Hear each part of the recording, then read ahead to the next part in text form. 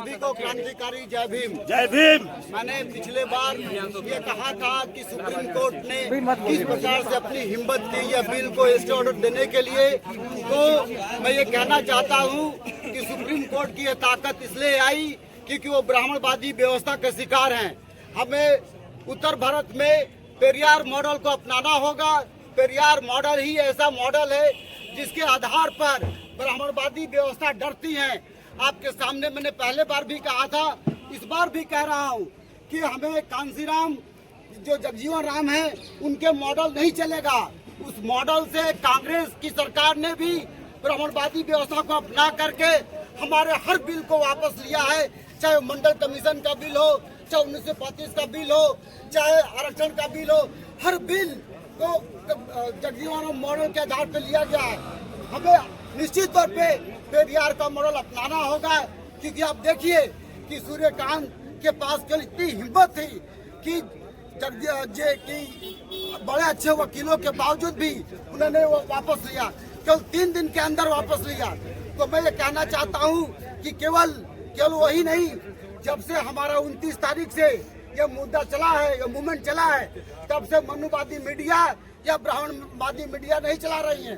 जो अपने आप को प्रोग्रेसिव कहती थी, चाहे वो रवीश कुमार हो, एक बार भी रवीश कुमार का यूजीसी के बिल पे ठीक से बयान नहीं आया है।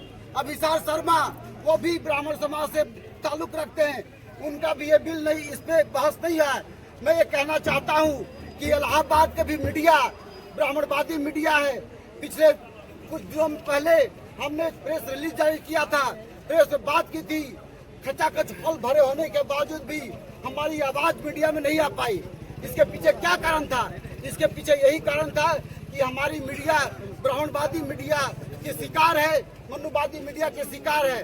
तो मैं साथियों से कहना चाहता हूँ, कचहरी में भी बाहर भी यह बिल का विरोध ज्यादातर ओबीसी होने के नाते किया जा रहा है।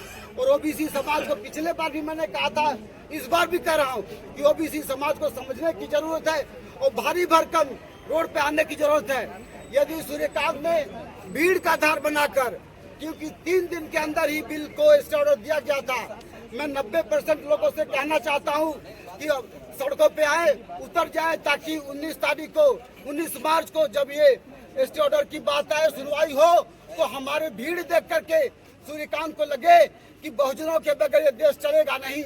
ये उनको समझ में आना चाहिए।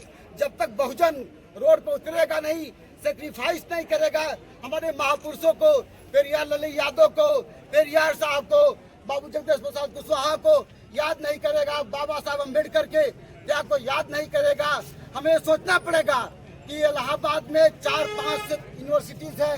उस यूनिवर्सिटी में क्या SC ST OBC के प्रोफेसर नहीं है? क्या JNU में प्रोफेसर नहीं है? क्या दिल्ली यूनिवर्सिटी में प्रोफेसर नहीं है? ये इंटेलेक्चुअल तबका जो जिनके बच्चे यूनिवर्सिटी में पढ़ते हैं, उनको यहाँ आने की जरूरत है।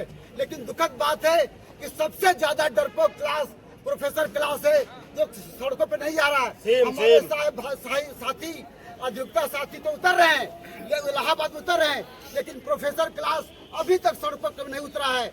मैं आपके माध्यम से कहना चाहता हूँ, इलाहाबाद विश्वविद्यालय के प्रोफेसर से कहना चाहता हूँ, राजकीय विश्वविद्यालय के प्रोफेसर से कहना चाहता हूँ, वो सड़कों पर उतरे, क्योंकि ज्यादातर बच्चे उनके इलाहाबाद यूनिवर्सिटी में, राज्य विश्वविद्यालय में पढ़ते हैं, दिल्ली यूनिवर्सिटी में पढ़ते हैं। और इतना ही नहीं, जो दूसरे इंटेलेक्चुअल क्लास है, उस क्लास को भी मैं कहना चाहता हूँ, जो अधिवक्ता को छोड़ करके दूसरे क्लास के लोग हैं, जो गांव में मजदूर हैं, जो किसान हैं, उन सभी मजदूरों से, उन सभी किसानों से कहना चाहता हूँ कि यह सवाल केवल विद्यार्थियों का सवाल नहीं है, यह सवाल सभी का सवाल है, सभी 90% का सवाल है। इसलिए साथियों, यह देश का मुद्दा है, यह हमारा मुद्दा है, हमारे जीवन का मुद्दा है। इसी मुद्दे के लिए सबको आना चाहिए।